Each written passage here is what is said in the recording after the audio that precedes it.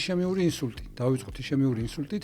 კი ბატონო, თუ პირველ საათებში კერა გამოჩნდა, მაშინ ჩვენ ვერც ტრომბექტომიას ვეღარ ვაკეთებთ და ვერც ტრომბოლიზის მით უმეტეს. ყველა პაციენტი, რომელსაც დაიფაროს, მაგრამ ვისაც კი ანევრიზმა გაუსკდა და წარმატებით დასრულდა მისი მკურნალობა, ყველა იხსენებს ეგეთ ტერმინს, რომ თავის ისეთი ძლიერი თავისკივილი, რომელიც ჰქონდა ცხოვრებაში პირველად. ცნობილი, ძალიან ცუდი ფაქტი, მორბოლელი შუმახერთან დაკავშირებით.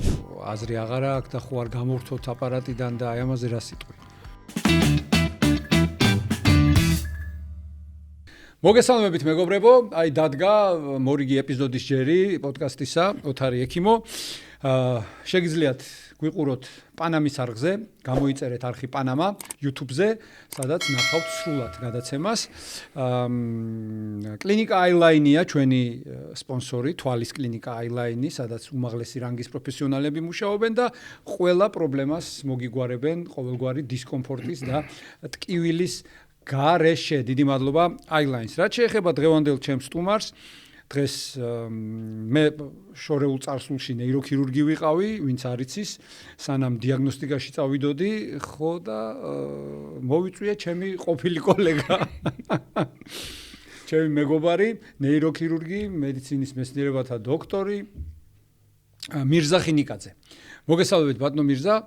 ძალიან დიდი მადლობა რომ მოხვედი და ესე იგი ნახე მე ყოველთვის ვაფრთხილებ ხოლმე როცა ექიმი მყავს სტუმრად, როცა არა ექიმი მყავს სტუმრად, მაშინ ამ თემას არ ვეხები ხოლმე, მაგრამ როცა ექიმი მყავს სტუმრად, ყოველთვის წინასწარ ვაფრთხილებ და შენც უნდა გაგაფრთხილო რომ არ გაგიკვირდეს თუ მე რაიმე ისეთ შეკითხვას დავსვავ და უშუალოდ რომ ვაიმე ექიმია და ეს რატომ ეკითხება ამას, იმიტომ რომ მე აქ წარმოვადგენ ჩემს მაყურებელს, ხალხს და ვსვავ სახალხო შეკითხვებს. უფრო მეტად მათ შეკითხვებს, ვინც ექიმი არ არის და თქვენც და მეც უნდა მაქსიმალურად შევეცადოთ რომ გასაგებ პოპულარულ ენაზე აუხსნათ ესა თუ ის პრობლემა, ამა თუ იმ პრობლემის არსი ჩვენს, ასე ვთქვათ, მსმენელს და მაყურებელს.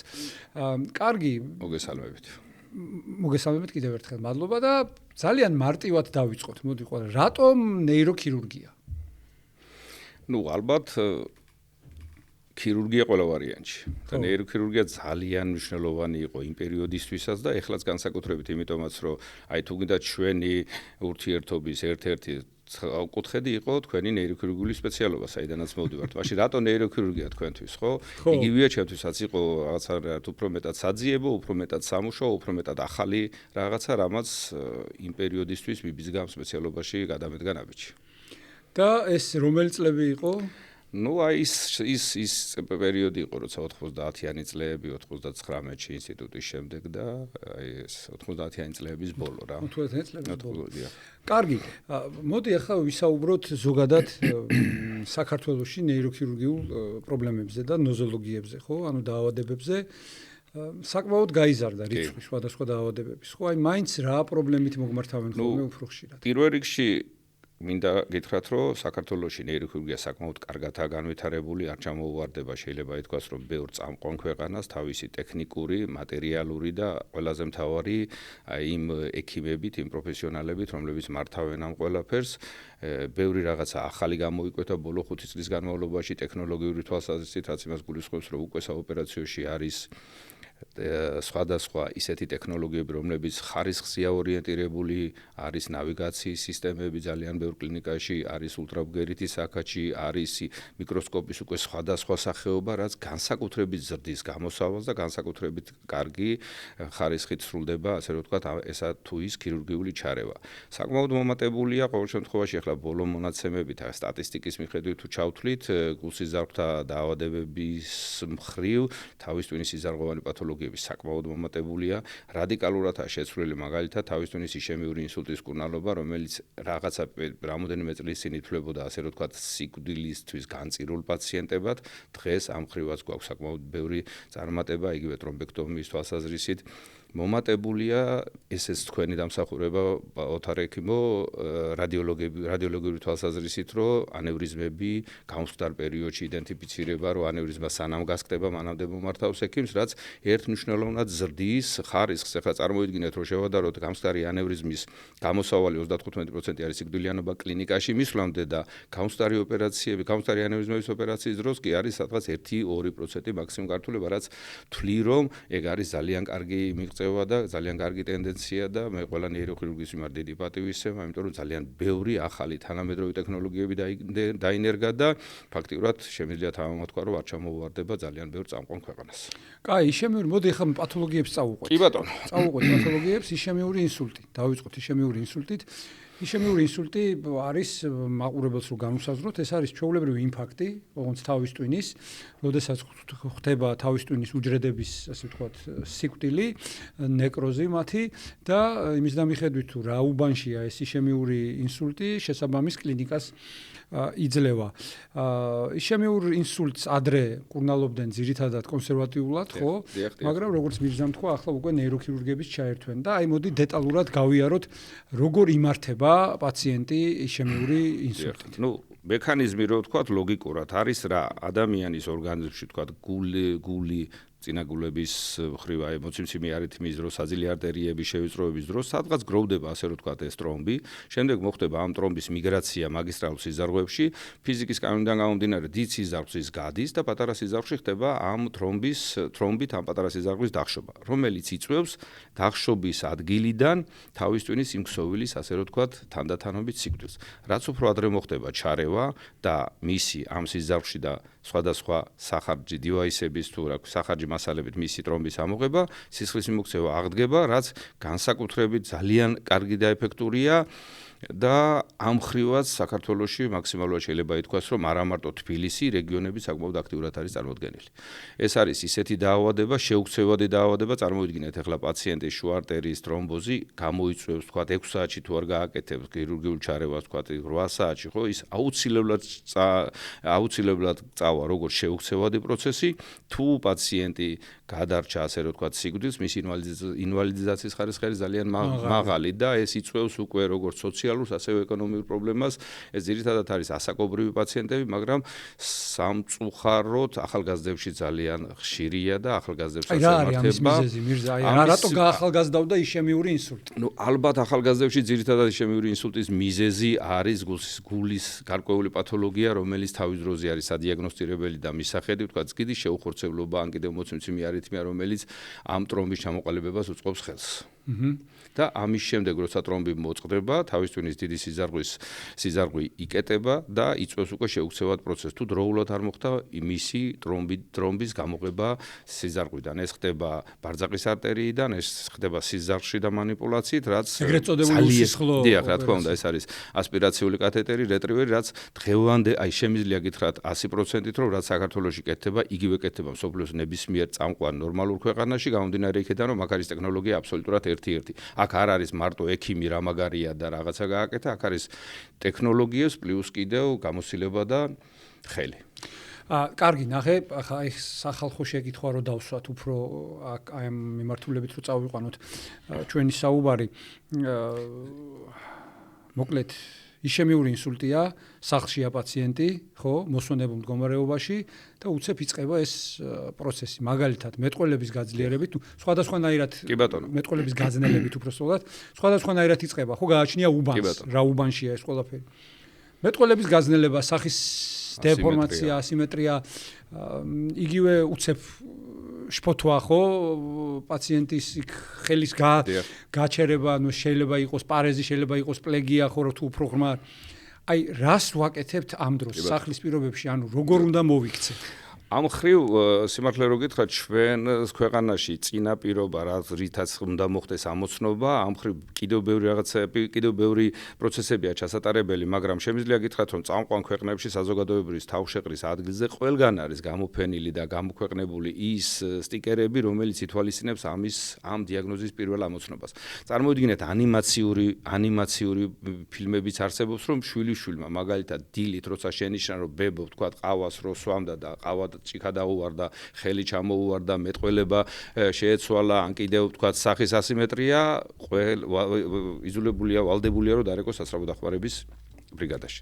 და სასწრაფო დახმარებამ შესაბამის კლინიკაში უნდა მიიყვანოს. აქ ბევრი მომენტია ერთმანეთთან კავშირში, პირველ რიგში უნდა ამოიცნო დროზე და მეორე რიგში უნდა მიიყვანო იმ კლინიკაში, სადაც ეს ტექნოლოგია არის გაწერილი. აქ ეს არ არის მარტო ერთი ადამიანის წარმატება, რა თქმა უნდა, აქ არის გუნდური, სასწრაფო დახმარება, ემერჯენსი, ნევროლოგი და ნეიროქირურგი, რაც ამ ყველაფერს აკეთებს და ეს დროში იმდენად სწრაფად უნდა მოხდეს, რომ 6-8 საათია ყველაზე ადეკვატური ფანჯარა, ნუ ეხლა ბოლო გაიდლაინები ცოტა უფრო გაიზარდა, იმიტომ რომ იმდენად მაღალი სიკვდილიანობით გამოირჩევა, რომ რაც შეიძლება გაკეთება, ყველა ვარიანტი უნდა გააკეთო შესაბამისი გამოსავლის გათვალისწინებით, რომ პაციენტი შეიძლება დაიღუპოს და გაკეთებით შანსს აძლევს სიცოცხლის და ინვალიდიზაციას ამცირებს მაქსიმალურად.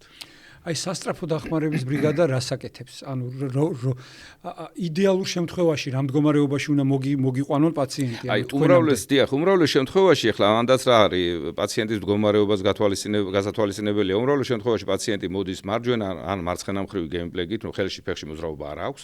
მეტყველება თუ მარცხნივ ხდება პროცესი, მეტყველება აფაზია არის და ვერ მეტყველებს და სახის ასიმეტრია. ეს არის პირველი კლინიკური სურათი, რამაც ეჭვი უნდა მიიტანოს იმაზე, რომ აქ არის იშემიური ინსულტი და პაციენტი უნდა გადაყვანილი იქნას სპეციალიზირებულ კლინიკაში. ეს არის ყველაზე მარტივი.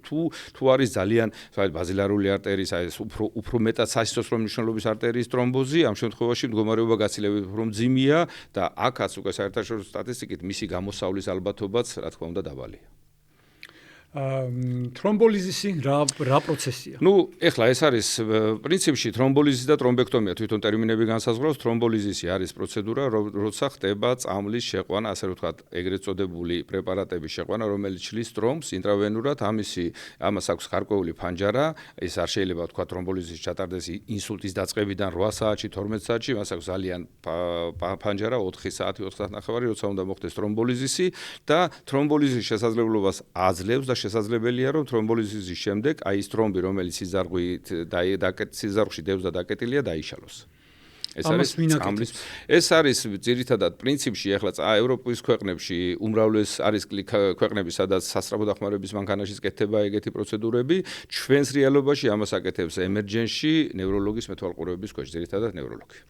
ანუ ყველა ვარიანტში კეთდება თრომბოლიზისი და შემდეგ დგება თავისი ჩვენება აქვს, ძალიან მკაცრი ჩვენება. ნუ შემიძლია გითხრა ბატონოთა, რომ იშემიური ინსულტი დღეს სოფლიოში არის ყველაზე მეტად პროტოკოლიზირებული მიმართულება, სადაც ყველა წუთი, ყველა საათი, ყველა ნაბიჯი არის გათვლილი და გაწერილი, სად როგორ უნდა მოიქცე. აქ არ არის მარტო ის, რომ ვიღაცამ გადაწყვეტილება მიიღო და ვიღაცამ არა. ყველაფერი არის პროტოკოლით დაცული. ქართულ რეალობაში ნევროლოგი ასრულებს ამ ყველაფერს. ევროპის ქვეყნებში არის ეგრეთ წოდებული სასწრაფოს ბრიგადები, რომელშიც დევს კომპიუტერული ტომოგრაფია. პირველ რიგში უნდა გამოირიცხოს არის თუ არა სხვა პათოლოგია. შეიძლება პაციენტი მოვიდა სახის ასიმეტრით, ხელში და ფეხში მოძრაობის შეზღუდვით, მაგრამ ეს არ იყოს იშემია და იყოს გემორაგია, გემატომა. ამ შემთხვევაში ჩვენ ვერ გავაკეთებთ ვერც თრომბოლიზის, ვერც თრომბექტომიას. პირველი რაც არის კომპიუტერული ტომოგრაფია, რომელსაც უნდა გამორიცხოს ეს.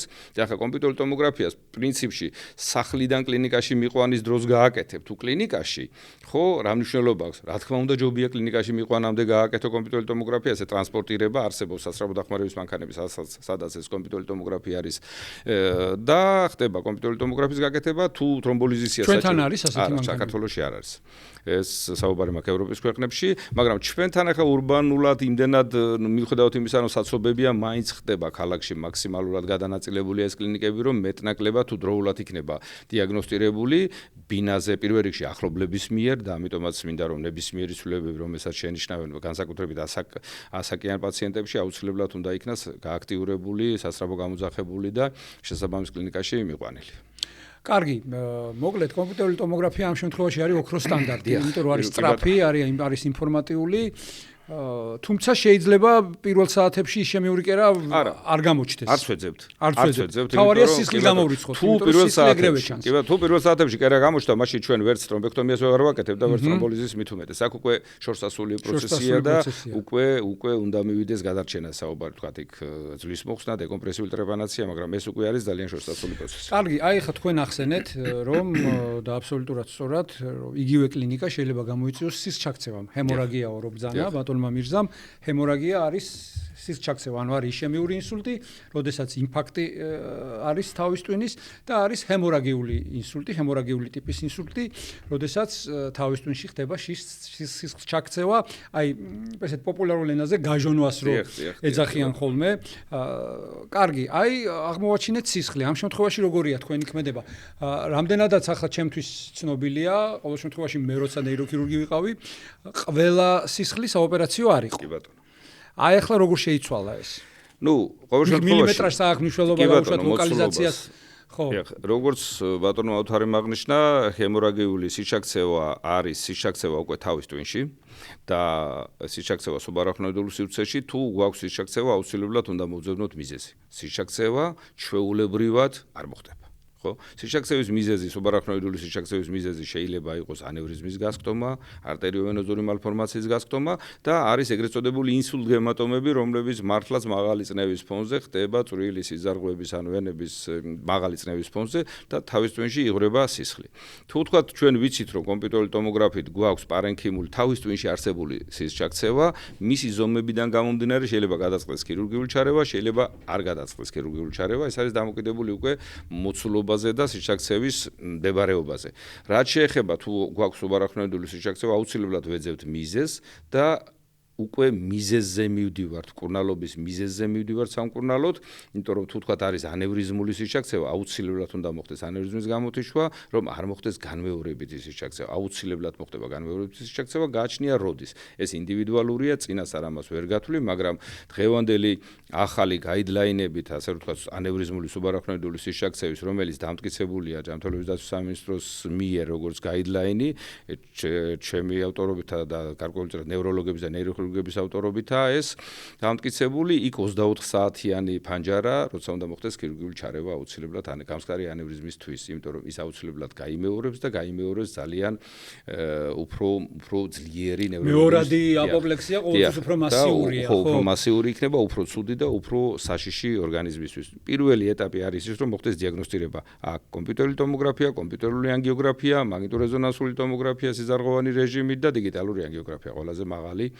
რაც კეთდება, ვაკეთებთ და მე რეწყდება უკვე საკითხი ეს ანევრიზმა ბარძაყიდან, ასე ვთქვათ, სიზარღვშიგიდან გამოითიშოს თუ კლიპირება გაუკეთეს. ორივე მეთოდი საქართველოში მაქსიმალურად აპრობირებულია და მინდა გითხრათ, რომ ამ დიაგნოზით შემიძლია თამამად თქვა, რომ უცხოეთში პაციენტები ძალიან ნაკლებად გაიდინება. რა შემთხვევაში, აი როგორ წყდება, ანუ ეს კრანიოტომია გაკეთდება, ეგრეთ წოდებული ტრეპანაცია თუ აი დადახურული მეთოდით?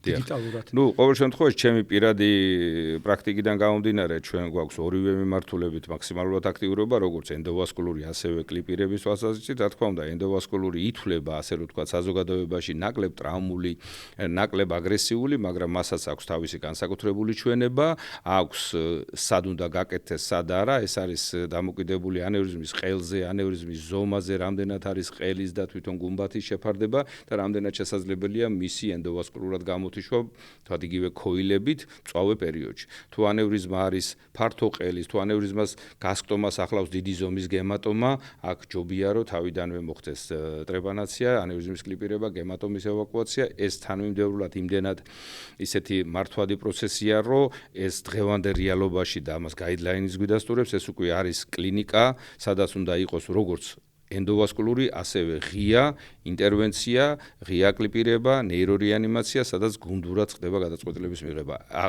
აქ ნამდვილად არა ერთი კაცზე დამოკიდებული წარმატება, აქ არის გუნდური წარმატება, რაც ძალიან მნიშვნელოვანია ეფექტურობისთვის. 30 მილილიტრი ისევ ძალაშია სისხლჩაქცევის, რომ 30-ის ზემოთ ხო, არ ითვლება საოპერაციოდ და ქვემოთ არა და ზემოთ კი ბატონო, ნუ გააჩნია ნევროლოგიას, ასაკს, სომატურ დაავადებებს, დღევანდელი ნეიროქირურგია ასაკობრივ პაციენტებში არსად არ წერია, რომ სადმე უკუჩვენება ასაკი, მაგრამ აუცილებელია, რომ საუბარი იყოს პაციენტის ახლობლებთან, უნდა იყოს აბსოლუტურად ინფორმირებული, ინფორმაცია მაქსიმალური უნდა იყოს თუ რას ელოდება პაციენტი და მისი ახლობელი ამ ოპერაციული ჩარევით. ეს არის ყველაზე მნიშვნელოვანი მნიშვნელოვანი კომუნიკაციის თვალსაზრისით და უნდა იცოდეს თქვა ყველა მიმართულებით რაღაცა პერიოდის განმავლობაში რა უნდა მოხდეს თქვა ჩვენს მიერ ჩატარებული ოპერაციისგან გამომდინარე თორე ხა ქირურგია მნიშვნელოვნად ქირურგისთვის მნიშვნელობა არ აქვს ხო ასაკს თუ არა გამოსავალი პირველ რიგში ამიტომაც გამოსავლის თვალსაზრისით ყველაზე მნიშვნელოვანია ახლობლებთან პაციენტის ათესავებთან კომუნიკაცია რომ გადაწყვეტილება იქნას ერთად მიღებული სუბარახნოიდული ჰემორაგია ახსენეთ თქვენ ანუ სისხლჩაქცევა ქსელქვეშა სივრცეებში რომელიც ახასიათებს ანევრიზმას, მალფორმაციას ჩვენ დაუბრუნდებით აუცილებლად და ესეც შეიძლება რომ აბსოლუტურად მოსვენებელ მდგომარეობაში მოხდეს სახლის პირობებშიც, ხო? ანუ და განსხვავებული მიმდინარეობა აქვს, ანუ თავისი სიმპტომატიკა აქვს საკმაოდ ისეთი დამახასიათებელი, ხო? აი რომ მოგვიყვეთ, ანუ რა დროს მივაქციოთ ყურადღება და რას მივაქციოთ ამ დროს ყურადღება და როგორ მოვიქცეთ თორე სუბარახნოიდული ჰემორაგია. ყველა პაციენტი რომელთა დაიფაროს, მაგრამ ვისაც კი ანევრიზმა გაუსკდა და წარმატებით დასრულდა მისი მკურნალობა, ყველა იხსენებს ეგეთ ტერმინს, რომ თავის ისეთი ძლიერი თავისტკივილი, რომელიც ჰქონდა ცხოვრებაში პირველად. აი, გაუსაძლისი ძლიერი თავისტკივილები. ძლიერი თავისტკივილები არის პირველი კლინიკური სურათი, შემდეგ შესაძლებელია გემატომის თუ გემორაგიის მასიურობიდან გამომდინარე, თქვათ, იქნება თუ არა ცნობიერების დაკარგვა, ეს უკვე შემდეგი ეტაპია, მაგრამ პირველი არის ძლიერი თავისტკივილი, გონების კარგვა, გულისრევა, ღებინება. აი, არ უნდა აგვერიოს ამ შემთხვევაში, რომ შეიძლება ღებინება და გულისრევა დაუკავშიროთ საკვებით ინტოქსიკაციას, ხო, ყველას რაღაცა შეიძლება ქონდეს იმ დღით, წინ დღით რაღაცა და თქვათ, აი ეს არაფერი, თქვათ, არის იმის გამო, რომ თქვათ რაღაცა შეჭამა, ხო?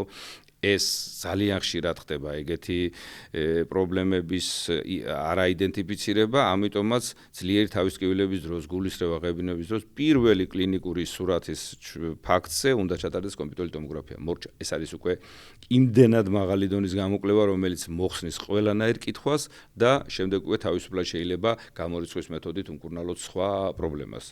მაგრამ კომპიუტერული ტომოგრაფია ეს არის პირველი ნიშანი, გამომდინარე იქედან, თუ პაციენტს აქვს ძლიერი თავისტკივილები, განსხვავებით ისემიური ინსულტისგან იქ ცოტა სხვა კლინიკური სურათია, მაგრამ კვლევის გარეშე დღეს ეს აბსურდია, რომ რამეზე შეიძლება ეჭვი იქნას მიტანილი, მაგრამ თუ არის ძლიერი თავისტკივილი, გულისრევა, ღებინება, აუცილებლად კომპიუტერული ტომოგრაფია უნდა გაუკეთდეს. აუცილებლად. სხვა აი ეს ტენდენცია, რომ აი განძრევა არ შეიძლება უნდა იწვეს პაციენტი, ხო? ეს გამორიცხულია დღეს ყველანაირი პირობა არსებობს ნებისმიერი პაციენტის ტრანსპორტირებისთვის და შესაბამისად გამოკვლევის გაკეთების დღეს მადლობა ღმერთს საქართველოს ფარგლებით მე მგონი არც ერთი კლინიკა არ არსებობს, რომელსაც მინიმუმ ერთი კომპიუტერული ტომოგრაფია და მაგნიტურეზონანსული ტომოგრაფია არ ედგას, ხო? ეს რამდენადაც ერთი მხრივ ერთი ნიუანსია, მეორე მხრივ ეს იმდენად კარგია, რომ ფაქტიურად არც ერთი რეგიონი, ქალაქი არ რჩება კომპიუტერული ტომოგრაფიის გარეშე და აღარა ის, რომ აი კომპიუტერი ვერ გაუკეთე, ან კიდევ არ არის. ყველგანა. ლუმბალურმა პუნქციამ დაკარგა თავისი ლუმბალურმა პუნქცია. ხო შეიძლება რომ რენტგენოთ ნეგატიური სუბარახნოიდული ჰემორაგია. კი ბატონო, ესეთიც არსებობს, სხვათა შორის ამ ახალ გაიდლაინში ძალიან კარგად ქართულ ენაზე გაწერილი ლუმბალურ პუნქციას აქვს თავისი კლინიკური და სამკურნალო დანიშნულებას, გამომდინარე დიაგნოსტიკური ის არის, რომ თუ ჩვენ ლუმბალური პუნქციის დროს პუნქტში, ასე რომ ვთქვათ, ლუმბალური პუნქციით მიღებულ ლიქვორში ვიპოვით სისხლს, ეს იმას ნიშნავს, რომ აუცილებლად არის სუბარახნოიდული სისხლჩაქცევა. არა გამორიცხული, რომ კომპიუტერული ტომოგრაფია ვერ დაიჭიროს, არ გამოჩნდეს, მაგრამ ლუმბალური პუნქცია გაცილებით უფრო მეტად ინფორმატიულია და თუ ლუმბალური, აი მაგალითად ნახე, კლინიკური სურათი გვაქვს. კომპიუტერული ტომოგრაფიაზე არ გვაქვს სუბარახნოიდული სისხლჩაქცევა, ან კიდევ ეჭვის დონეზე გვაქვს, ხო? აი ამ შემთხვევაში ლუმბალური პუნქცია არის აუცილებელი. და თქვა ლუმბალური პუნქციის შემდეგ გარკვეული პერიოდის შემდეგ უნდა გადავიმეოროთ იგივე თქვა მაგნიტურეზონანსული ტომოგრაფია, ან კიდევ დიგიტალური ანგიოგრაფია, რომ გამოვიცოთ თუ კიდე ის ანევრიზმა შეიძლება მილიმეტრნახევრიანი იყოს, რომელიც გასკდა და გამოიწვია უდიდესი პრობლემა. ეს ზომების მხრივ არ არის გინდა თუ არა რომ გიგანტური უნდა იყოს ანევრიზმა. ხო, ის გასკდება თუ 2 მილიმეტრიანი გასკდება, ამის ალბათობა ძალიან რთულია. ამიტომაც ლუმბალური პუნქცია ჯერ ერთი რომ არის სადიაგნოსტიკო ძალიან მნიშვნელოვანი და ყველაზე მნიშვნელოვანი სამკურნალოდ სუბარახნოიდული სისხლჩაქცევის შემდგომ დიაგნოსტირებულ ნაოპერაცია პაციენტებში ლუმბალური პუნქციით ხდება ეგრეთ წოდებული ლიქვორის განახლება. ლიქვორს გამოუშვებთ, ქალაში დაწნევა შემცირდება და ასე რომ ვთქვათ, ეგრეთ წოდებული გამორეცხვა ხდება, სანაცია ხდება ამ სივრცეს. ლუმბალური პუნქცია არის განუმარტავ ჩვენს მაყურებელს, აი ხერხემლიდან ძალიან ისეთ მარტივად და ხალხალ ენაზე რო ვთქვათ, წელის მალების დონეზე ხდება ჩხლეტა სპინალური არხის და თავზურგტვინის სითხის გამოღება, ეგრეთ წოდებული და აი ამას ბრძანებს ბატონი მირზა, რომ ტომოგრაფიამ თუ არ აჩვენა სისხლი, თუ თავს უკტვინის სითხეში სისხლი მივიღეთ, ესე იგი ეს უტყუარი მაჩვენებელია უკვე იმისა, რომ არის სისჩაქცევა სუბარაქნოიდულად და უკვე დიდი ეჭვი ჩდება ანევრიზმაზე ან მალფორმაციაზე. მეტი ყურადღება საჭირო, თანაც ეს ლიქვორში მიღებული სისხლი არ არის მარტო ვიზუალურად რო სისხლიანია ლიქვორი, ამას ლაბორატორია ადასტურებს. შეიძლება ერთეული ერითროციტი კი ბატონო, შეიძლება ვთქვათ, აი პუნქციის დროს შეიძლება რაღაცა პატარა ვენა დაზიანდეს, რომელმაც სისხლი შეიძლება შეგვიღებოს, მაგრამ როცა უკვე ლაბორატორიულად მუშავდება, ეს გამორიცხულია მაქსიმალურად.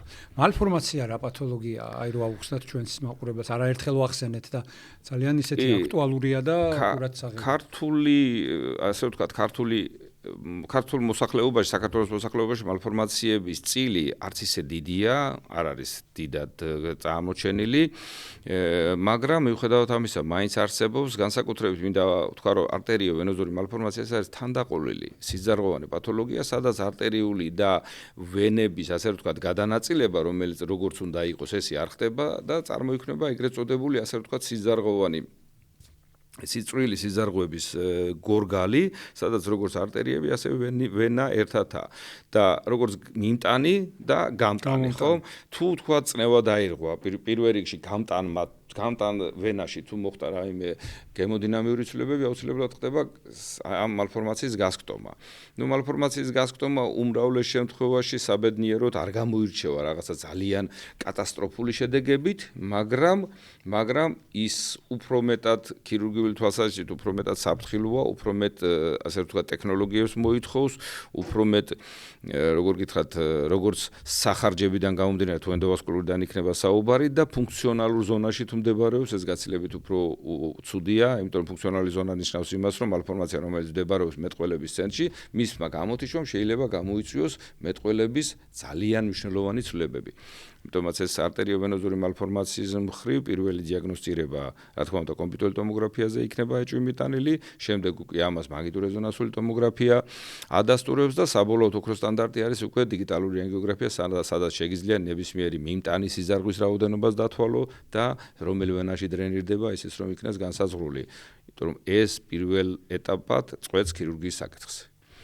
დღეს გაიდლაინების მიხედვით ძალიან დიდი და დიდი ზომის არტერიო-ვენოზური მალფორმაციების კურნალობის ტაქტიკა მსოფლიოში, ასე ვთქვათ, ძალიან ბევრი კითხვებია, იმიტომ რომ არის ეგეთი კითხვა, ღირს თუ არა ქირურგიული მკურნალობის წარმოება, აი ეგრეთ წოდებული 4-5 გრეიდის მალფორმაციებში, ხო, როცა დიდი ზომა, ძალიან ბევრი სიზარღვია ჩართული, როგორც წინა ცირკულაცია, უკანა ცირკულაცია, რამოდენიმე ვენაში დრენირდება, ეს იმდენად დიდი პრობლემის წინაშეა, რომ უმრავლეს შემთხვევაში შეიძლება დაკვირვების ქვეშაც კი ყავდეს. გამადანა ძალიან კარგად მუშაობს და კარგია რომ საქართველოშიც არის, მაგრამ გამადანა, ღია ქირურგია, ენდოვასკულური ქირურგია ერთმანეთს კრავს და იმის მიხედვით უნდა მოხდეს გადაწყვეტილების გადაღება. სპინალურები ხშირად არის მალფორმაციები. სპინალური მალფორმაცია, ჩემ პრაქტიკაში დაახლოებით 8 ოპერაცია მქონდა, ერთთან საკმაოდ მყარი ცუდი. ამდენი წლის განმავლობაში სულ 8 შემთხვევა.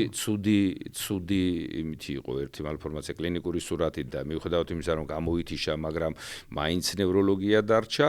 დანარჩენ შემთხვევაში მეტნაკლებად უკეთესი პირობები ჰქონდა სამწუხაროდ ზურგის ტვინი თავის ტვინისგან განსხვავებით ძალიან მწირი სიზარღვებით ასე ვთქვათ იფსება და პატარა სიზარღვის დაზიანება ზურგის ტვინისთვის ძალიან მნიშვნელოვანია. მაგალითად ხსმენიათ, ხო, თავის ტვინის შერყევა, მაგრამ არაფერი, ზურგის ტვინის შერყევა უფრო ძალიან ცუდი ნევროლოგიით მიდის და ხანგრძლივია მისი რეაბილიტაცია. ისევე დაჟეჟილობა. ხო, ზურგის ტვინი ძალიან გრძნობიარია და მისი აღდგენა რეაბილიტაცია მკურნალობის თვალსაზრისით საკმაოდ ისეთია რა, განსხვავებულია თავის ტვინისგან. მე შეგახსენებთ, რომ პოდკასტს ოთარი ექიმო წარმოგიდგენთ თვალის კლინიკა აილაინი, სადაც ყოველგვარი პრობლემის, დისკომფორტის გარეშე შეგიძლიათ თქვენი მხედველობა გაუმჯობესოთ, მაგალითად სათვალე მოიხსნათ და არა მხოლოდ. დიდი მადლობა აილაინს. მოიხსენით ხო სათვალე. და ასევე გამოგვიწერეთ პანამის არხი, სადაც შეგიძლიათ სრულად იხილოთ ჩვენი გადაცემა ოთარი ექიმო. კარგი, ერთს კითხავთ და მე ონკოლოგიაზე გადავიდეთ. ვენური ინსულტი რამდენად შემოდის ნეიროქირურგის კომპეტენციაში? ვენური ინსულტი შეიძლება გარკვეული ფორმა შესაძლებელი იყოს გახდეს დეკომპრესიული ტრეპანაციის მიზეზი, იმიტომ რომ ხო შეშუპება თუ წავიდა, ხო? ახლა ვენების არის დღევანდელი ტენდენცია ენდოვასკულური მკურნალობის ვენური თრომბოზების და შესაძლებელია მოხდეს როგორც ვთქვათ იგივე არტერიაში თრომბის ამოღება, ესევე ვენიდან თრომბის ამოღება, მაგრამ ეს დიაგნოსტიკაში და გარკვეულწილად ესეც ისეთია რა, საწყის ეტაპზე და ჩვენს რეალობაში არა, ერთადერთი შეიძლება მოხდეს დეკომპრესიული ტრეპანაციის გაკეთება. იმიტომ რომ შეშუპება უკვე შედეგი რა. იმიტომ იმდენად ნელა მიმდინარეობს, იმდენად კლინიკურად გადაფარულია, რომ შეიძლება მისი სწორი დიაგნოსტირება ისე მიხვიდე, შეიძლება დეკომპრესიული ტრეპანაციამდე ვერც გაიგო მიზეზი რა იყო. მესმის. ხო, ძალიან ისეთია რა. კარგი, გადავიდეთ მაშინ ესეთ მნიშვნელოვან ნაწილზე, როგორიც არის ონკოლოგია. ონკოლოგია თავის ტვინის, პირველ რიგში თავის ტვინის, ზურგის ტვინის, ან ყველაზე ხშირად თუ რა გითხრათ? მენინგიომა ყოველთვის რა გითხრათ ახლა ყველა ვარიანტში დღეს იმდენი პროგრამა არსებობს ონკოლოგიური, ქიმიო, სხიური, დიაგნოსტიკა, ოპერაციები, მაგრამ მიუხედავად ამ ყველაფრისა რაოდენობა გაზრდილია. მიზეზი ძალიან რთულია ამ მიზეზის დასაბუთება. ნუ ისეთი სურათია ზოგადად რო გითხრათ, რომ მენინგიომა ყველაზე კეთილთვისებიანი და ყველაზე წარმატებული მიმართულება, ვიდრე ვთქვათ იმ სიმსივნეებისგან განსხვავებით, რომელსაც სიცოცხლის ხანგრძლივობა აქვს წელიწად ნახევარ, ვთქვათ გლიური სიმსივნეები, გლიობლასტომები. ნუ მენინგიომა ქირურგისთვის ყველაზე შედეგზე ორიენტირებული ახლა ქირურგს დღევანდელ მოცულობაში გარდა იმისა, რომ ოპერაცია წარმატებით დაასრულა, ხო, პაციენტი რო გაიღვიძებს, ნევროლოგია არ აქვს და 3 წლის შემდეგაც, 5 წლის შემდეგაც რომ მისი სიცოცხლის უნარი და აქტიურობა არის ადეკვატური, ამაზე მეტი ბედნიერება არაფერი არა, მაგრამ შეიძლება იგივე წარმატებით, იგივე შრომა ჩადო იმ გლიობლასტომაში და შეიძლება ყველაზე ცუდ ვარიანტში კლინიკიდანაც კი ვერ გაეწერო, სხვაგან მოხდეს მისი გაზრდა სხვა მიმართულებით თავის ტვინის. ნუ მენინგიომები რა თქმა უნდა ყველაზე ისეთია რა, ფუნქციურად აღდგენადი, სხვადასხვა სიმსივნეების არა გაუმჯობესებულია, რა თქმა უნდა უკეთესი პირობებია დიაგნოსტიკაში, უკეთესი პირობებია ქირურგიაში. აი წარმოვიდგინეთ ახლა ჩვენ იგივე გლიური სიმსივნეების დროს ჩვენს კლინიკაში ხო ხდება ინტრაოპერაციულად პრეპარატის შეყვანა, რომელიც მე მიკროსკოპის ქვეშ ეგრესოდები ფლუორესცენცია, რომელიც მაძლევს იმის შესაძლებლობას, რომ საზღვარი ვნახო, სად არის ჯანმრთელი ქსოვილი და სად არის სიმსივნური ქსოვილი, მაგრამ თავის ტვინი არ გაძლევს იმის შესაძლებლობას, რომ გაყვებ ფაქტიურად იმ სიმსივნურ ქსოვილს და შეიძლება მაქსიმალურად იქნას ამოღებული, მაგრამ მქონდეს ძალიან ცუდი ნევროლოგიური დეფიციტი, ან კიდევ აი მე ვფიქრობ, რომ ცუდ ავთვისებიან სიმსივნეებში საზღვარი სად უნდა გაჩერდეს ქირურგია, ეს არის ყველაზე უფრო მნიშვნელოვანი, იმიტომ რომ ყველაფრის ამოღება, რა თქმა უნდა, შეიძლება, მაგრამ ყველაფრის ამოღება არ არის მიზანშეწონილი გამომდინარე იქიდან რა ხარისხს ვაძლევთ პაციენტს, რა სიცოცხლის ხარისხს ვაძლევთ პაციენტს. მენინგიომა ამ მიმართულებაში ყველაზე ასე რომ ვთქვათ კარგია შედეგობრივად და ხარისხობრივად გაცილებით უფრო უკეთესი შედეგები არის ზოგადად ამ მიმართულებით. რამდენად გახშირდა ანუ ზოგადად ონკოლოგია თავის ტვინის? აი რო გითხრათ ალბათ რა მოიმატა ეს თქვენთანაც ის არის თქვენ კონსულტაციის მხრივ ალბათ დიაგნოსტიკა.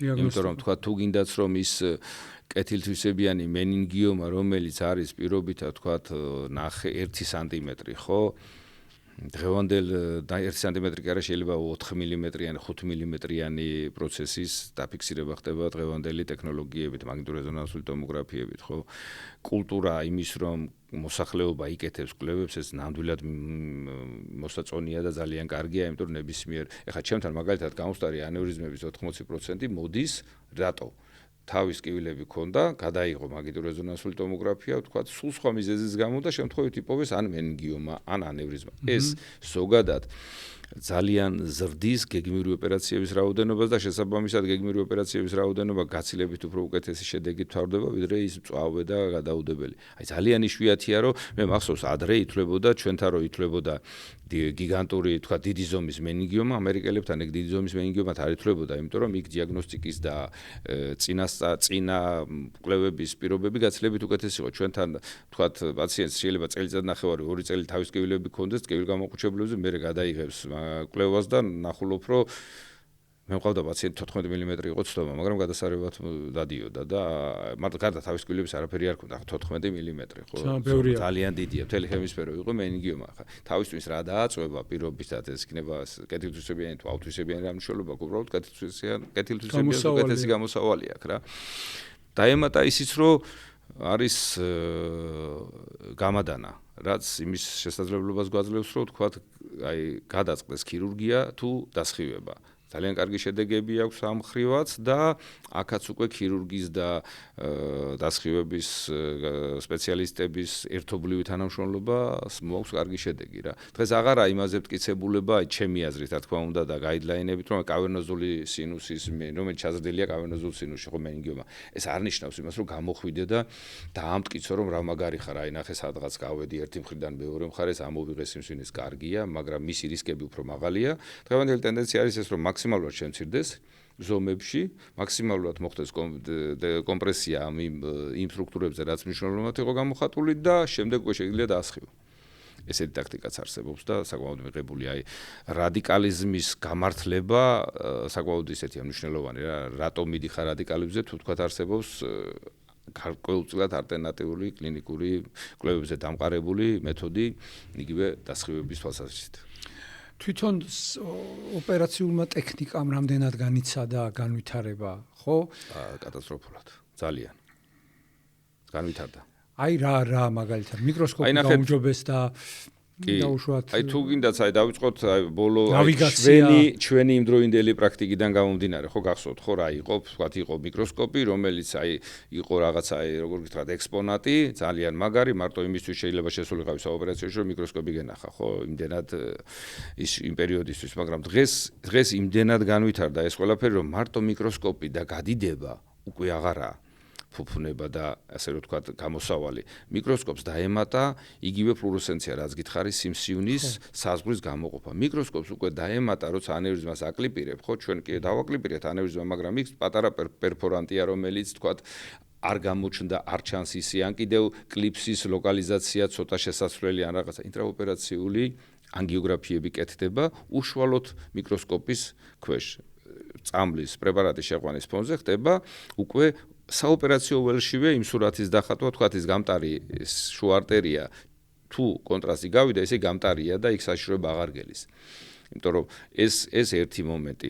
ოპერაცია, საოპერაციო მაგიდიდან დაწყებული, ფუნქციური მაგიდიდან დაწყებული ულტრაბგერითია ნავიგაცია, რომელიც აი უდიდესი სიტყვაა, ასე რომ ვთქვათ, ნეიროქირურგიაში, რომელიც გაძლევს ონლაინ რეჟიმში გზას, საიდანაც უნდა მიხვიდე ყველაზე მარტივად, თქვათ, იმ წარმონაქმნამდე და არ დაიწყო, თქვათ, ის ზედმეტი რაღაცა, აი, ნუ პირადი გამოცდილება, რა თქმა უნდა, ძალიან მაგარია, როცა ქირურგი გამოცდილია და მან იცის ანატომია, მას წარმოუდგენია ნებისმიერი პაციენტის MRT 3D რეკონსტრუქციაში თვითონ ხედავს, ხო, მაგრამ არსებობს ტექნოლოგია, რომელსაც ძალიან რთულია, მაშინ ძალიან მაღალი გამოცდილების ექიმები და ექიმები, რომლებსაც აქვს პრაქტიკული მუშაობა, მაგრამ აქვს პრაქტიკისა ტექნოლოგია, რა თქმა უნდა, ერთ დონეზე ვერ დააყენებ ტექნოლოგიების წინ წასვლის ძალიან დიდი პერიოდია ნავიგაცია. იგივე, თქვათ, ულტრაბგერითი საკაჩი, რომელიც სიმსივნის დროს იღებს მხოლოდ იმას, რომელიც არის პათოლოგიური. აი ეს ამეთი ტექნოლოგია ხელოვნური ინტელექტია ჩართული. ხო, ალბათ ხელოვნური, რა თქმა უნდა, კი ბატონო, ხელოვნური ინტელექტის როლი ძალიან დიდია და ხედავთ ახლა რა ხდება ამ ხრივ ძალიან ვითარდება, ახლა მეც გარკვეულწილად მაქვს კონტაქტი ხელოვნური ინტელექტთან და უკვე იქეთ აი რომ წინააღმდეგობაში მოდიხარ, რომ აი მე ვფიქრობ ხელოვნური ინტელექტის როლი ძალიან დიდია. ხელოვნური ინტელექტი გისაზღვრავს თუ გინდაც იმ გზას, საიდანაც უნდა მოხდეს. ხო, აი მაგალითად მაგნიტორეზონანსულ ტომოგრაფიაზე რომელიც იტვირთება ამ ნავიგაციის პროგრამულად ის გეუბნება ყველაზე ახლო მარტივ ანატომიურ სტრუქტურებიდან მეტნაკლებად თავისაცილებით სიმსივნის ამოღების გზებს. იგივე სტერეოტაქსიული ბიოპსია, ვთქვათ, არის სიმსივნე, რომელსაც იცი რომ გარკვეულწილად ქირურგიულად ისეთი ადგილია, რომ მისი ამოღება იქნება ცუდი გამოსავალი, ხო? თავი ერთი ხვრელით ხდება იმ სიმსივნის ნაწილის ამოღება, რამოდენიმე მილიგრამის, რომ მოხდეს მისი მორფოლოგია და შემდეგ კურნალობა, თქვათ, ონკოლოგები რო ჩაერთოს, რამდენად შეიძლება მისი ქიმიოთერაპია, დასხივება დღეს ახლა ძალიან რთულია ქიმიოთერაპია, დასხივება აწარმოო თუ არ იცი მორფოლოგია და ახლა პალიატიური დასხივებას ეფექტი არ აქვს. ეგ ყველაზე მნიშვნელოვანია, რაც დღეს მედიცინაში განსაკუთრებული როლი უჭირავს და ალბათ თანდათან უფრო და უფრო გავრცელდება. ქართულ რეალობაში არა, ყველა მე რაც ჩამოვთვალე არის საბედნიეროდ, ძალიან ბევრ კლინიკაში ეს დანერგილია და კარგად მუშაობს, რომელმაც შეცვალა, რადიკალურად შეცვალა გარკვეული რისკები შეამცირა. მაგრამ ახლა თუ ის გლიობლასტომაა, ხომ იმას ის ხანგრძლივობა მაინც სამწუხარო წელიდან ნახევარია მაქსიმუმ, რაც არ უნდა. რაც არ უნდა ხო. სამწუხაროდ ეგეთი მომენტია, მაგრამ უკვე ნათხემხიდის კუთხის სიმსივნეები ხო აღარ ხდება ისეთი ადრე იყო ნათხემხიდის კუთხის სიმსივნეებზე იყო პირველი ისტორიულად რო გავყვეთ რომ რა მაგარი ვარ ოპერაცია გავაკეთე, მაგრამ არავინ არ უყურებდა ოპერაცია რო გააკეთა, სიმსივნე კი ამოიღო, მაგრამ პაციენტმა გაიღვიძა პარეზის სმენა საერთოდ არ იყო საუბარი. ეხლა უკვე მივედით იქამდე რომ ისე უნდა ამოიღო, თუ ამოიღებ რომ სმენაც უნდა შემონარჩუნდეს. თუ თქვათ არ გაუარესდება და სახეც და ნერვიც უნდა იყოს ფუნქციურად შენარჩუნებული. სიცოცხლის ხარისხი უნდა იყოს მაღალი. აი, ამიტომაც ვამბობ, რომ სიცოცხლის ხარისხი უფრო მნიშვნელოვანია ვიდრე ქირურგიული ჩარევის მოცულობაზე რა. ეგრე მასები საკმაოდ მნიშვნელოვანია. თიაქრებს ვერაუვალ თუ ერთს. ვერანაირად. დიდი პროცენტია თქვენი ოპერაციების თიაქარი, ხო? მალთაშუას. კისერი წელი. გუმკერჩი იშვიათია უფრო, ხო? ალბათ ისევ ანატომია, კისერი წელი ფუნქციურად ძალიან დატვირთულია, გუმკერდი მაინცაც არ უნდა იყოს რაღაცნაირად შეკრულია, მკერდის ძვალი, ნეკნები და ისეთი ფუნქციური დატვირთვა არ მოდის. სამწუხაროდ ჩვენი რაოდენობა მალთაშუა დისკის თიაქრების რას უკავშირდება ვერ გავიგეთ, იმიტომ რომ არც მოსახლეობა არ არის დაკავებული ძიმე ფიზიკური მუშაობით ფაქტიურად, ხო? ეხლა შეიძლება კვლევა რო ჩატარდეს აი ძალიან დიდ ქალაქებში, სადაც არის თქვა ქვანახშირის მოპოვება და ფიზიკური დატვირთვა, შეიძლება იქ არ იყოს ის რაოდენობა ხერხემლის მალთაშუა დისკის თიაქრების ვიდრე ჩვენთან, ხო? აქაც ძალიან ბევრი ნიუანსია, გადაწყვეტილების მიღება, როდის უნდა გაკეთდეს ოპერაცია. აი როდის? ალბათ როცა არის ძლიერი ტკივილი და რადიოლოგიური სურათი. ის რომ ხვალ რა იქნება ხვალ შეიძლება ნებისმიერი პოტენციურად ქირურგიის კანდიდატი ვიყოთ, მაგრამ თუ თქვათ არის ფეხში ძლიერი ტკივილი, მაგნიტურეზონანსულ ტომოგრაფიაზე გვაქვს კომპრესია, არხის, ხო? ამ შემთხვევაში აუცილებლად უნდა გაკეთდეს, რომ არ გამოიწვიოს ესეთი თემა, ეს არ მოკლავს პაციენტს, ხო? მაგრამ გამოიწვიოს ნევროლოგიას, აი მაგალითად, ტერფის ჩამოვარდნას. შარდის მოსლამდე შარდის მოსვლას, ტერფის ჩამოვარდნას, რომელიც აღარ აღდგება. შარდის გამოყოფის მოსვლას, ხო? ეს უკვე არის 100%-იანი ჩვენება და პრინციპში მე მგონი რომ ესეც ამ მიმართულებით მივიდივართ. კისერი განსაკუთრებით უფრო საშიშია, იმიტომ რომ იქ ზურგის ტვინია. იქ შეიძლება არასწორად წელის დონეზე მთავრდება უკვე მეორე მალასთან, იქ უკვე ისე და გაქვს რა, იქ არის ფესვები და მაქსიმუმ შეიძლება ტერფი ჩამოუვარდა ინვალიდია ცუდია, მაგრამ ახლა კისრის მეხუთე მალამ შეიძლება ისეთი დისკის თიაქარმა ისეთი პრობლემები წარმოაჩინოს, რომ შეუქცევადი იყოს და უფრო ღრმა ინვალიდი დატოვოს. აქაც მეთოდები, მიდგომები იგივეა ფაქტიურად. აქ მცირე ინვაზია. აი განაკვეთის მცირე მოცულობა. აი მანდაც სადაუა როგორი თემა იცი ახლა სხვათა შორის ბრაზილიაში სან-პაულოში ვიყავით ერთ-ერთ კონგრესზე და იქ იყო საუბარი მცირე ინვაზიურ ნეიროქირურგიაზე და ძალიან ისეთი ავტორიტეტული ნეიროქირურგები სოფლიო დონის. იყო დავა რომ აი რატომ მცირე ინვაზია, როცა თქვა თუ განაკვეთის მოცულობა მე მაძლევს იმის უსაფრთხოებას რომ უკეთესად ვაკონტროლო საოპერაციო ველი, არა რატომ უნდა წავიდე თქვა პატარა ფანჯრიდან. რამე რომ მოხდეს, ჩვენ არა გვაქვს არანაირი დაზღვევის ბალე შეხედეს თავის თვინზე, მაგ ძირითადად საუბარი, მაგრამ იმდენად ის არის რა, რაღაცნაირად რომ ხერხემლის ქირურგიაში მოდის უკვე მცირე ინვაზია, იგივე ასე რომ ვთქვათ, გარკვეულწილად ისეთი ოპერაციების გაკეთება, რომელიც თვითონ ხერხემლის კუნთებზე და ბიომექანიზმს არ ცვლის რა, არ ხდება ვთქვათ მალის წვეტიანი მორჩის მოხსნა, გვერდითი მორჩების მოხსნა, რამაც არ უნდა მოშალოს ფუნქციურად ის ხერხემალი, რომელიც პაციენტს დაბადებიდან აქვს. ამიტომ თუ დისკექტომია უნდა განხორციელდეს ჯობია, ვთქვათ, უფრო მცირე ინვაზიური განაკვეთით. რატო არის ხოლმე რეციდივები დისკების? ხა დისკების რეციდივებზე სხვათა შორის ესეთი მომენტია, მე ძალიან ბევრი შემთხვევა თქვა უცხოეთში, აი ავსტრიაში, გერმანიაში ხო დისკექტომია, როცა არის გამოვარდნილი დისკი, მქონია ეგეთი და ყოფილა ეგეთი შემთხვევები და ეს ბევრ ნეიროქირურგს გაუგია, სმენია და თვითონაც ყოფილა მომსწრე, რომ აი იმ სეკვესტრირებულ დისკს იღებენ. ეს იმდენად ამბულატორული დონეზია ეს ოპერაციები, რომ შეიძლება დღეს რო გააკეთებ სეკვესტრის ამოღებას, იმ დღეს თუ არა მეორე დღეს უშვებ კლინიკიდან. თუ თქვა ჩვენ წავალთ რადიკალურად იმ გამოვარდნილ დისკს კი არ ვიღებთ, ამოვიღებთ მთლიანად მალთაშუა დისკს მთლიანად, არა გამოვარდნის სეკვესტრს, არამედ მთლიანად, იქ რისკი რა თქმა უნდა დაბალია, მაგრამ შესაბამისად ის მალთაშუა დისკი ხომ ორგანიზმისთვის აუცილებელია ბიომექანიკისთვის ის არის როგორც ხო და რითი იცვლება, ჩანაცვლება ხდება კეიჯებით, ტიტანის კეიჯებით არსებობს ახლა დღეს შენარჩუნებულია ეს ის სიმაღლე შენარჩუნებული, კი ბატონო, ეს მოძრავი კეიჯები არსებობს ძალიან ბევრი ტექნოლოგიებში, მაგაც საკმაოდ მნიშვნელოვანი ძვრებია არსებობს ნავიგაციური სისტემა თავისთვის ფეხერხემლისთვის ცალკე, რომელიც ამ ყველაფერს ისე ასე რომ ვთქვათ, გიცვლის და აი იმ რეალურ სურათამდე მიყავს, რაც აუცილებელია ორგანიზმისთვის. ქალატვინის ტრავმები. ურგენტია თქვენი ერთ-ერთი წამყვანი, ხო? სისჩაქცევები, სუბდურული, ეპიდურული, ინტრაცერებრული, ანუ თავის ტვინში სისჩაქცევა. აი ამაზეც რო ვისაუბროთ. ახლა რაც უფრო ვითარდება ტექნოლოგია, რაც უფრო ვითარდება ქალაქი, იზრდება ავტოსაგზაო შემთხვევების რაოდენობა, შესაბამისად მატულობს გავსი ტრავმებიც. ეს არის ალბათ ყველაზე უფრო მნიშვნელოვანი პრობლემა, იმიტომ რომ მძიმე ქალატვინის ტრავმის შემდგომი პაციენტების აღდგენითი პროცესი საკმაოდ ცუდია, ხანგრძლივია და რიგ შემთხვევაში ვერ ვაღწევთ იმ შედეგს, რაც გვინდა. აქაც პირველი არის დროული ჰოსპიტალიზაცია, მაგრამ ახლა განსხვავებით ისემიური ინსულტისა, ხო, შეიძლება ისემიური ინსულტის დროს პაციენტი ნევროლოგმას თუ გინდა, ან კიდევ მეზობელმა უთხრას, რომ არ შეიძლება არ დარეკოს სასწრაფოში, იწვეს, თქვათ, წყალი დალიოს რაღაცა, მაგრამ ქალატვინის ტრავმა უფრო ხილული პრობლემა და პირდაპირ სასწრაფო დახმარების გარეშეც უკვე კლინიკაში მიყავთ. ეს მექანიზმი შედარებით უფრო აწყობილია, ასე რომ ვთქვათ, კლინიკაში მოხვედრის ფაქტორი და არ არის ვინმეზე აი ჭრილობა აქვს, სიმაღლედან ჩამოვარდა პირდაპირ საავადმყოფოში მიყავთ. რაც უფრო ადრე მიდის კლინიკაში, ვით რომ უკეთესი გამოსავალი აქვს და კიდევ ერთხელ ვამბობ, რომ დღეს განსაკუთრებით ის დიდი კლინიკები, რომელიც აღჭურვილია 24/7-ზე ნეიროქირურგიული სამსახურით, იქ უკვე ქირურგიული ჩარევის დრო არ იკარგება. ნამდვილად არ იკარგება.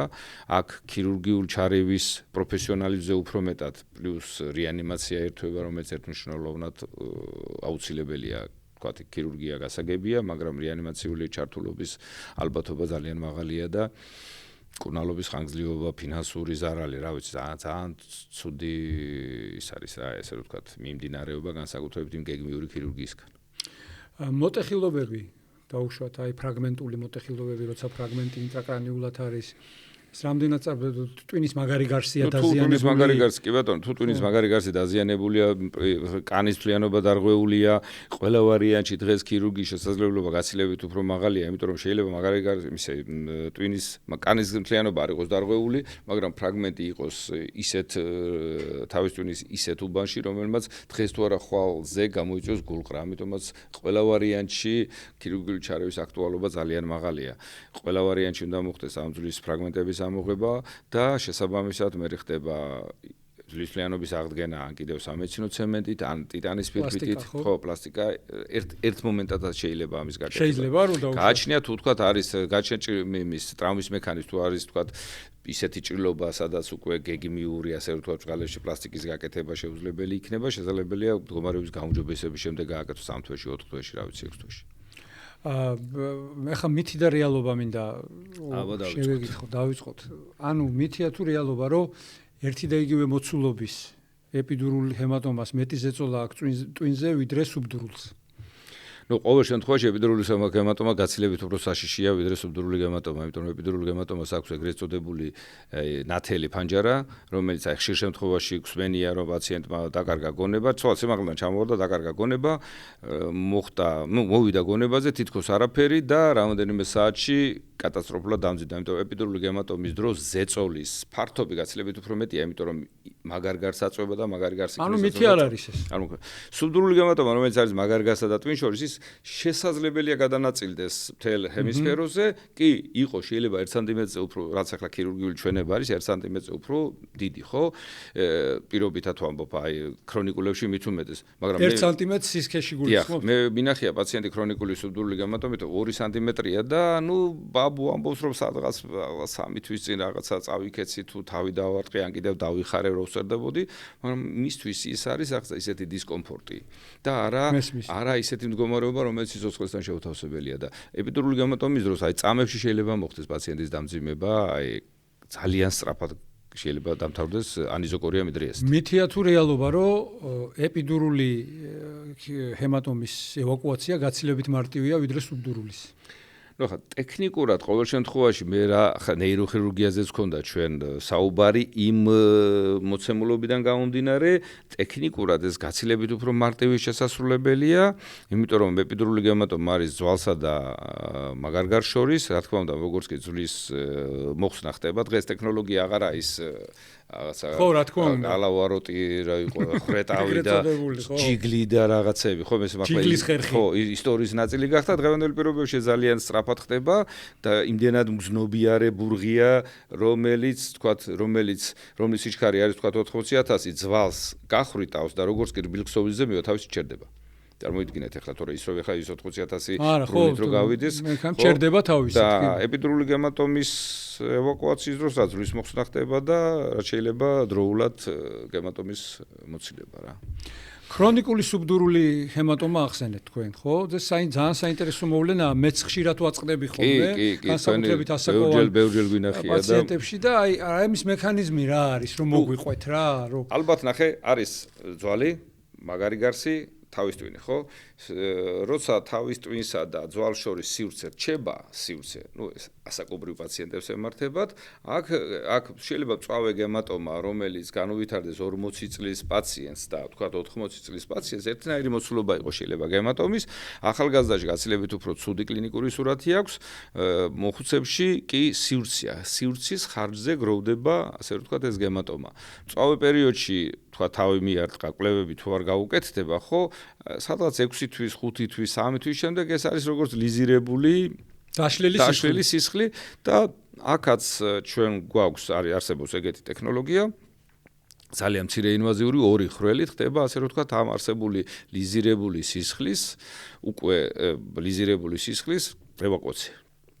თუ ელასტიურობა ტვინი შენარჩუნებულია, რა თქმა უნდა, ის გასორდება და შეივსება, მაგრამ უმრავლეს შემთხვევაში შეიძლება გარკვეული სივრცე მაინც დარჩეს, იმიტომ რომ ხა თავისუფალ სივრცეში რა დაგროვდება, ან სითხე უნდა დაგროვდეს თავზუგტვინის სითხე, ან კიდევ ვთქვათ ის გემატომა, რომელიც საკმაოდ ისეთია, ხშირია, ოღონდ დამოკიდებული არის მაინც თავის ტვინის ელასტიურობაზე. ხშირია რეციდივები შეიძლება ვთქვათ გააკეთო, დაადრენირდეს, მაგრამ და მირზა კლინიკა არ არის არაფერი, აი ზოგჯერ მოსულა ჩემთან პაციენტი, ნახე, გაბრუე თავის ფეხით მოსულა, მაგრამ ამბობს რომ თავის ტკივილი აქვს, გაბრუებულია, შეიძლება ხელში სისუსტე არც კონდეს, შეიძლება ცოტა კონდეს და ნახულობდა კარგი გემრიელი ცდომაა, ხო, გემრიელი ბჭყალებში, რა თქმა უნდა.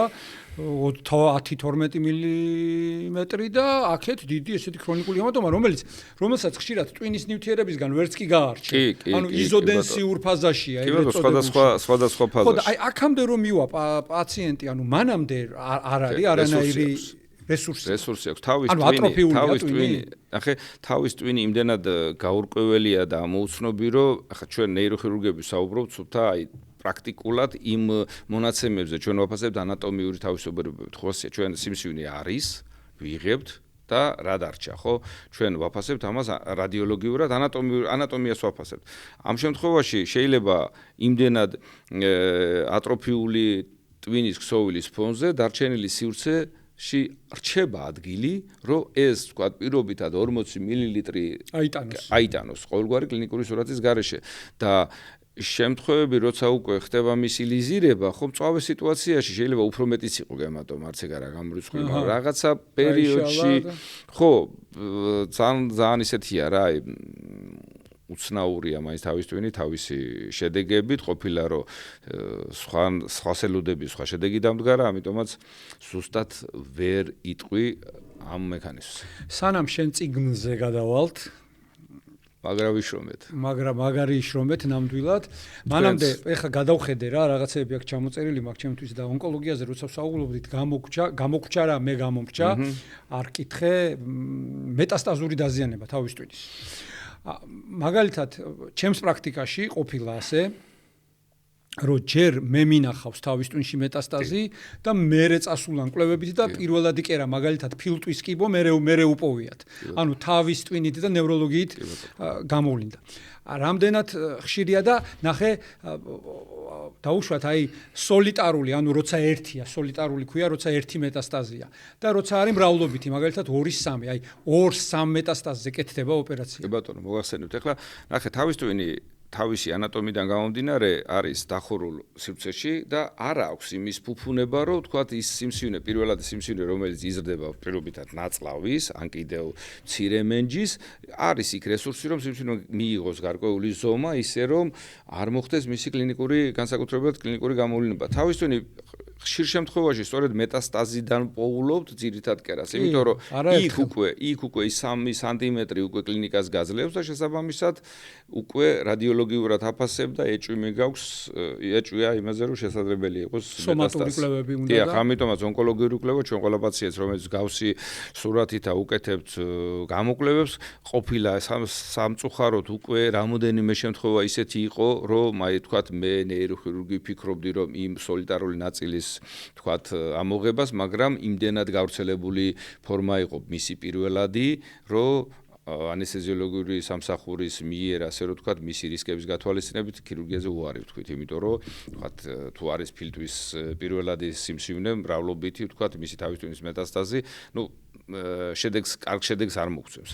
ახლა რაც შეეხება მრავლობითი მეტასტაზების დროს, არა, სამედიცინო პრაქტიკაში გაიდლაინში არის ეგეთი რაღაცა, თუ არის დიდი ზომის თქვათ 3 მეტასტაზია და არის დიდი ზომის ერთი, რომელიც შესაძლებელია მისი ქირურგიული ამოღება თქვათ არის მარჯვენა მხარე, თქვათ შუბლი ან ნათხემი, ისეთი ადგილი, რომელიც ქირურგიული ჩარევა, მაგრამ შესაბამისად უნდა იყოს დაცული სხვა სომატური პირობებისგან, ეს არის ქირურგიის ჩვენება. ეს არის ქირურგიის ჩვენება, ეს არის გაიდლაინი. რაც შეეხება დღევანდელ სიტუაციაში, საკმაოდ კარგად მუშაობს, რაც აღნიშნე გამადანა.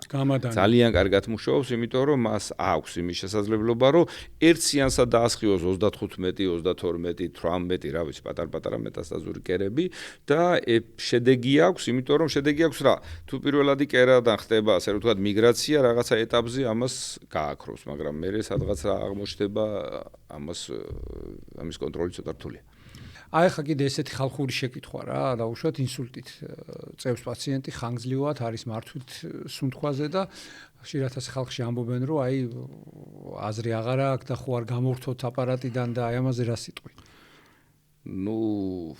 ეს ალბათ სისხლის სამართლის დანაშაულია, იმიტომ რომ აპარატიდან გამორთვა ეგეთი ტერმინოლოგია ალბათ ქართულ რეალობაში კი არა, აი ევთანაზია იგივე, ხომ, აი თქვათ გამორთო, რაც ნიშნავს მაქსიმალურად უნდა მოხდეს შესაბამისი სასიცოცხლო პარამეტრების კონტროლი.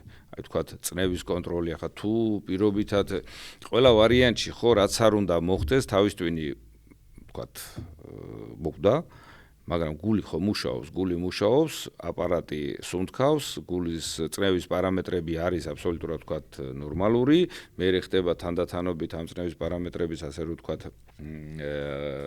ცვლილებები, შემდეგ ხდება კორექცია უკვე გარედან პრეპარატების შეყვანა რომ წნევა ვთქვათ დავიჭიროთ გარკვეულ საზღვრამდე, მაგრამ ის რომ მიხვიდე და აპარატიდან პაციენტი გამორთო, ეგ არ შეიძლება.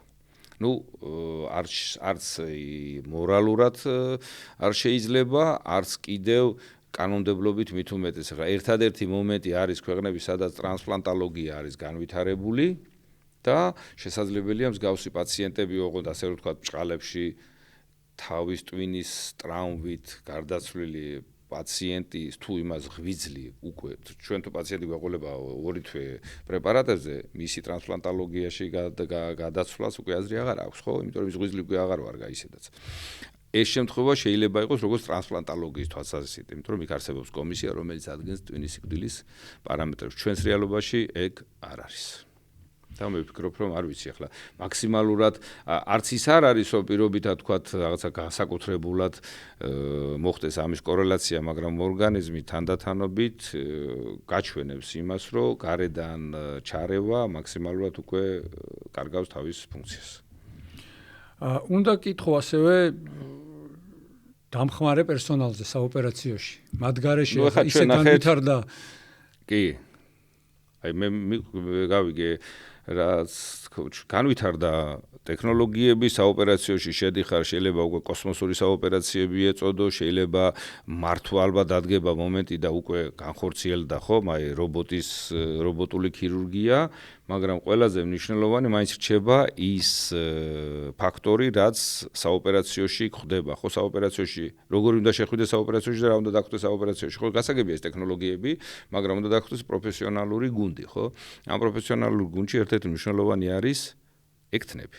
რაც დღევანდელ მოცემულობაში სამწუხაროდ ქართულ რეალობაში ძალიან ცუდი საექთნო ის არის გადანაწილება, იმიტომ რომ ფაქტობრივად დაახლოებით 4 ჯერ ნაკლებია ექთანი საქართველოში, ვიდრე საჭიროა და ალბათ გაცილებით უფრო მეტია ექიმი ვიდრე საჭიროა. სამწუხაროდ ხდება ისე რომ თუ ექთანმა ისწავლა, იცის, ენა ისწავლა იკარგება მიდის უცხოეთში და გასაგებია ეს ბუნებრივია, ეს ცუდია, მაგრამ ბუნებრივია. ყველაზე მნიშვნელოვანი არის პროფესიონალი ექთნის გვერდში დგომა. ალბათ გაიხსენებთ თქვენს დასაწყისს, თქვენი ნეიროქირურგიული აქტივობის და ყველაზე მეტი მასწავლებელი იყო ექთანი. კი. ხო ეს ყველაზე მეტი მასწავლებელი იყო ექთანი და ექთანი დღესაც იმდენად დიდ როლს თამაშობს ამ გარემოს ფორმირებაში, რომ ვერ წარმოიდგენთ. მით უმეტეს როცა ვთქვათ მუშაობ ანევრიზმის კლიპირებაზე, ხო? ფაქტიურად ყველა ხელის მოძრაობა ეს ფიქსირებულია მიკროსკოპში მზერა და ხელით მუშაობს სივრცეში, რომელიც არის ძალიან შეზღუდული გადიდების ქვეშ, ხო? იქ ნებისმიერი манипуляცია ის ექთანი ხედავს ამას და გაწვდის იმ ინსტრუმენტს, რაც შენ გინდა, ხო? ენდოვასკულურად ფაქტიურად გიკეთებს იმას, რასაც სხვა ვერავინ ვერ ჩაანაცვლებს. სამწუხაროდ მე ვფიქრობ, რომ გარკვეულწილი მხარდაჭერაა საჭირო და დიდი პატივისცემა და გვერდში დგომა ჩემგან ექთნებს, ვინც დღეს მედიცინის სადარაჯოზე დგას, მართლა ჭირდებათ რაღაცნაირად გასაგებია რომ ისწავლა, ვინც ისწავლა კარგად. არა უკვე შენს კი ვეღარ ელაპარაკები ისე რომ ჯერ ერთი ხელფასი დაბალი ის აბალი 24 საათი მორიგეობა სოციალური გარემო ისეთი რომ ერთი კლინიკიდან მეორე კლინიკაში ეს ყველაფერი ხარისხზე აღიბეჭდება რაც არ უნდა იყოს შეიძლება ექიმი კი მივიდეს ასე ვთქვათ დასვენებული ამოძინებული დაწყნარებული ანუ მეტი ექთანი გვჭირდება ხო ნუ ექთნების პრობლემა ზოგადად არის ქვეყანაში და რა ვიცი აბა და მეტი რა გითხრათ. მოგვარდება, ალბათ მოგვარდება. არა, რა თქმა უნდა, ეს მოგვარებადია, უბრალოდ ზოგადად ტენდენცია ესეთი, რომ აი იმ ევროპაში თქვათ გერმანელი სადღაც მიდის. ეგეთი მიგრაციის ესეთი დიდი ტალღაა და ძალიან რთულია ამის გაკონტროლება და გარკვევა, მაგრამ ფაქტია, რომ აუცილებელია ეს საკითხი უფრო უკეთეს დონეზე რომ შევხვდეთ. კარგი, შენ წიგნზეც ვთქვათ ახლა. რაც შეეხება ახლა წიგნი ისეთია რა, აი დღევანდელობა. ანუ არ იყო ქართულად სახელმძღვანელო. ხო, მაგრამ 21 საუკუნეში, როცა ტექნოლოგიები დღეს უკვე ChatGPT და სხვადასხვა ხელოვნური ინტელექტი პირიქით იქეთ, აი ხო ხდება, როგორც პიროვნებას ისე ელაპარაკები, ხო? მაგრამ მაინც ჩავთვალეთ, რომ აუცილებელი იყო ქართული სახელმძღვანელო, ეს არ ნიშნავს იმას, რომ სადღაც მე პირველ რიგში ყველას მაშინაც პრეზენტაციის დროსაც და ეხლაც ვამბობ, რომ თუ ამ წიგნში ვინმე შენიშნას იპოვის და აუცილებლად იპოვია პირიქით უფრო უკეთესია. მოხარული ვარ, რომ ხვალ და ზეგ შეიძლება უკეთესად ჩავანაცვლოთ და შევცვალოთ. ტექნოლოგიები ვითარდება, მედიცინა ვითარდება, ამიტომაც მაინც ვფიქრობ, რომ ეს არის ის საბაზისო ნაწილი, რაზეც უნდა დაშენდეს, ასე რომ ვთქვათ, ეს ქართული რეალურად ნეიროქირურგია, ტერმინოლოგია, რადიოლოგია, ანესთეზია, რეანიმაცია. ამ წიგნში მოგესწრებათ ბატონი ოთარი, ამ წიგნის თანაავტორია და თავისი მიმართულებით საკმაოდ აქტიური და ესეთი სტანდარტულზე უფრო მეტი თავი აქვს დაწერილი. მოგზალებული. არა, პირიქით სტანდარტულზე უფრო მეტი, სწორედ ის რაც რადიოლოგიის თვალსაზრისით და მაგრამ ეს იმას არ ნიშნავს, რომ არ განვითარდება, ეს იმას არ ნიშნავს, რომ ამ წიგნით ვინმე დავშლილეთ. ეს წიგნი არის ბანალურად ევროპის ნეიროქირურგთა რეზიდენტურის პროგრამის საფუძვლებზე აგებული, ქართულად მაქსიმალურად ჩანაცვლებული, აი ეს MRT, კომპიუტერული ტომოგრაფია, ინტრაოპერაციული სურათები და მეტნაკლებად მორგებული, რომ ვთქვათ, რა გვაქვს ჩვენ და რა არის აფრიკაში. დიდი საქმეა, მირზა, ქართული არისო მარტივი სახელმძღვანელო, ეს არის მე ვთვლი რომ საერო საქმეა, ძალიან დიდი საქმე გააკეთეთ. შენ ძირითად თანაავტორებთან ერთად, ესენი იყო შოთა ინგოროყვა, ლადო ციქარიშვილი. კი ბატონო, საკმაოდ დიდი გუნდი, ყველას დიდი მადლობა და ყველაფერი პრობლემა დაწერო ერთია. გამოაქვეყნო მეორე, დაბეჭდო ამას ხო ყველაფერს ფინანსები ჭირდება. ეხლა არა გვაქვს ჩვენ ისე აწყობილი სიტუაცია. მე განსაკუთრებით მომეწონა პრეზენტაციის შემდგომი ეტაპი. ნუ ყველაფერი გასათვლელია, აბა რა. ესე იგი წიგნის პრეზენტაცია კარგი იყო, ყველაფერმა კარგად ჩაიარა, მაგრამ აი პრეზენტაციის მერე რაც მოხდა, ისიც ძალიან კარგი და გებრიელი იყო. აუცილებელია. ამან გამოიწვია ის, რომ ჩვენ ერთი გუნდად მოვიაზრებით, ერთი აზრი გვაქვს, ახლა გასაგებია, იმდენად ვითარდება მედიცინა, ჩვენ წიგნის დაწერას კი არა, გადათვლა შეიძლება ვერ მოასწრო, მაგრამ საჭიროა, ალბათ საჭიროა. აი მაგალითად, ხო, საკმაოდ ცნობილი, ძალიან ცუდი ფაქტი, მორბოლელი შუმახერთან დაკავშირებით, ხო, რა თქმა უნდა, ცუდი ფაქტი მოხდა ავტოსაგზაო შემთხვევა, მაგრამ იქ იყო ძალიან ბევრი, აი როგორ გითხრათ, პროფესიულზე უფრო მეტად ალბათ ადმინისტრაციული, იმიტომ რომ რადგან შუმახერი იყო, იმდენი რაღაცაზე მოხდა, ასე რომ თქვა, თვალის დახუჭვა, რომ განვითარდა უკვე შეუქცევადი პროცესი, თორე ეს რო ჩვეულებრივი ბოლელი ყოფილიყო, ან კიდევ ჩვეულებრივი მოქალაქე შეიძლება არც არაფერი არ მოხდარიყო, გაუკეთებდნენ ოპერაციას თავის დროზე, მოხდებოდა ჩარევა და ადრეული და დიდი ალბათობით იგეთი გამოსავალი გაცილებით ნაკლებად იქნებოდა პროცენტულად. მაგრამ რადგან იყო შუმახერი, იქ მოხდა ძალიან ბევრი ესეთი გათვალისწინება, გადაყვანა, რამაც დრო დაკარგა და საბოლოოდ დასრულდა ის, რითაც დასრულდა. დიდი მადლობა მირზა, ძალიან დიდი მადლობა. მე სანამ მირზას დავემშვიდობები, შეგახსენებთ რომ პანამის არხი უნდა გამოიწეროთ, YouTube არხ პანამაზე გვიყურეთ. ჩვენ სრული გადაცემა იქ იქნება, ასევე შეგახსენებთ იმასაც, რომ თვალის კლინიკა Eyeline გვეხმარება ჩვენ ამ პოდკასტის გაკეთებაში, სადაც უპრობლემოდ შეგიძლიათ მოიხსნათ ყოველგვარი დისკომფორტის გარეშე სათვალე და არა მხოლოდ. ჩემი სტუმარი იყო მედიცინის დოქტორი, წარმატებული ნეიროქირურგი, აც უკვე მწერალიც, მკვლევარი მირზა ხინიკაძე. დიდი მადლობა. მადლობა.